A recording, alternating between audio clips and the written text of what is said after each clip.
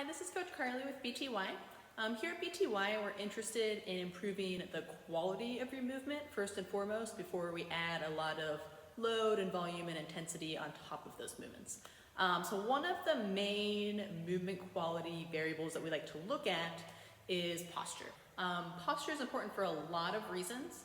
For our purposes, the main things that we are focused on is improving performance and decreasing your risk for injury, and posture has an impact on both of those things. So when you are standing in proper alignment and proper posture, the right muscles can fire in the right sequence, which is going to allow you to perform better and decrease your risk for injury.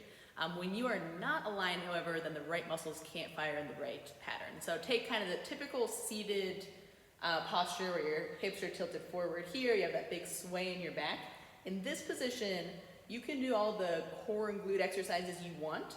The core and the glutes are not in a position of mechanical advantage. They can't fire as strongly or as efficiently as they could.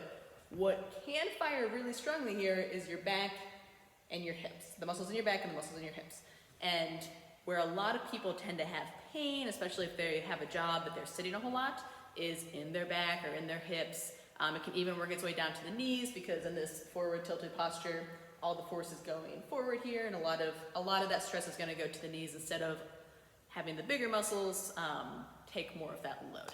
And so what we like to look at from a postural perspective is we want your head, your rib cage, and your pelvis or your hips to all be lined up properly, because that's what's going to have kind of the biggest bang for your buck from a postural standpoint. If you can get those 3 points in alignment, everything else tends to kind of follow suit. And so we're talking about the head. We'll think about kind of the typical seated posture. There's some different ways that posture can go off, but most people sit too much and they fall into some pretty predictable patterns. So the first one is going to be head. Most people, if they're sitting at a computer all day, their head tilts forward like this. And so you'll see a lot of people that are a little more rounded through there. Obviously that's kind of an exaggerated expression, but a little bit of a forward head lean, a little bit of rounded shoulder position, and that all kind of comes back to the head. And so we can bring our shoulders back here, but if my head's still here, that neck is gonna have a really big impact on your shoulder health. And so a lot of people with shoulder issues tend to just stretch where it hurts or get massage right where it hurts, which are good kind of symptom treatment things. But a lot of times that's coming from the neck to begin with. So if we get that neck in a better position, that's gonna help the shoulder pain as well. What we see a lot of times, most people know this isn't a good posture, but the way they fix it is by doing this. And so when we come here and bring our head forward, it compresses the vertebrae. So when we kind of keep this position and just pull back like this, it adds more compression on there. So it looks better from a postural perspective from the outside looking in, but we're not actually solving the problem. We might even be making it a little bit worse. So instead, what you want from a head perspective is you want to feel like the crown of your head is going straight up to the sky. So you can think of like a string pulling up to the sky. You want to be tall through here so you're not collapsed down.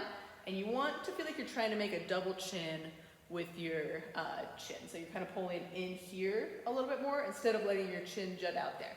It's going to feel exaggerated the first couple times you do it. You don't have to be in this really weird double chin, rigid position. But essentially you want chin down, crown of the head up, and then you want that crown of the head sit right on top of the rib cage. So we'll go down to the rib cage next. A lot of times people stand in this position where their rib cage is really flared here.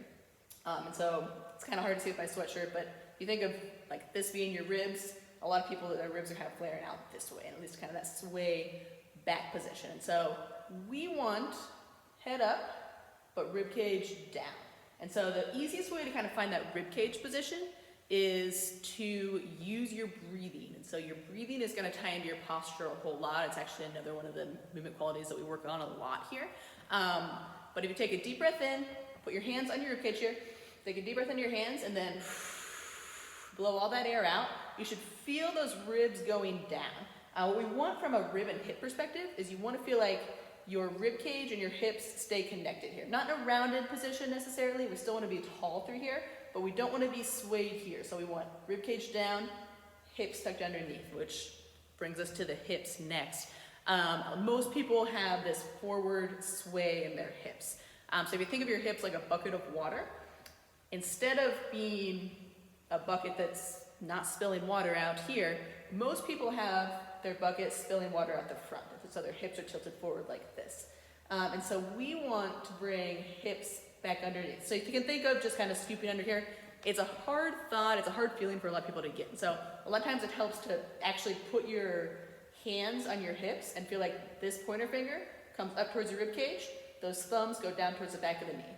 Another way of thinking of that is hips come up to the rib cage, back pockets go down to the back of the knee. It's helpful even to do a couple like sway back and forth just to kind of get some of that hip control there. All of these are kind of bigger issues that some might be easier for you to correct than others, but it's worth knowing that big picture posture-wise, we want crown of the head to the sky, chin down, not up.